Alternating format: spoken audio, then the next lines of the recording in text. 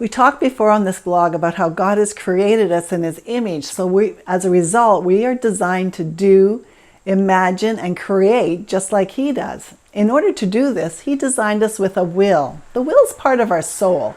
It's the part of us that makes decisions and starts the process, or even helps you to carry on in the face of adversity. In prayer ministry, I've encountered people who find they are always struggling to move forward with their lives. They have prayer, but they get stuck and they can't do anything with it. This was the problem I had. I was unable to make any progress in my healing journey, and it showed up as passivity. I did what the counselor said, but it didn't seem to have any effect.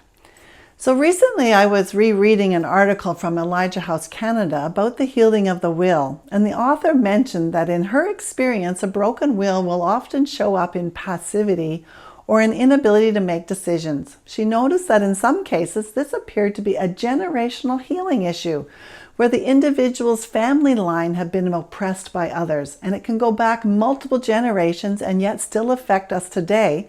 Even though nothing significant had happened specifically to the person, they were still exhibiting signs of that oppression.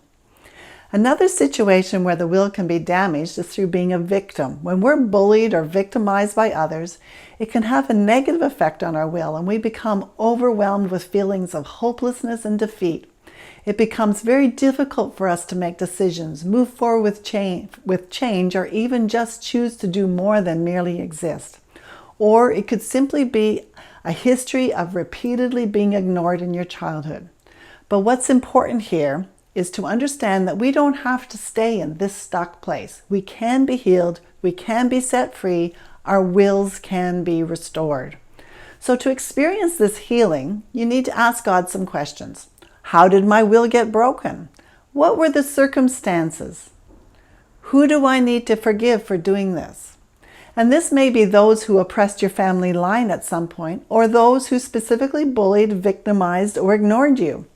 I think it's important to forgive not only for what happened, but also for how it made you feel. It's in the area of feelings that the lies hide and therefore need to be exposed. So you need to ask God to heal and restore your will, renounce any lies that you're aware of, like, I can't trust anyone, I'll always be a victim, what I want doesn't matter. And then after you've renounced those, declare that you are choosing to live as a victor, not as a victim. And it's always a good idea to ask God for a picture of how He sees you or what He wants you to know, and to write down whatever He shows or tells you so that you can remember it.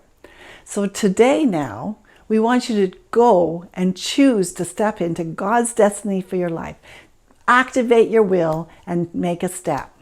Now, if you'd like to have your will healed and walk through healing like this, why don't you join our online video course called Free Your Mind? Just click on the link below this video to learn more and register.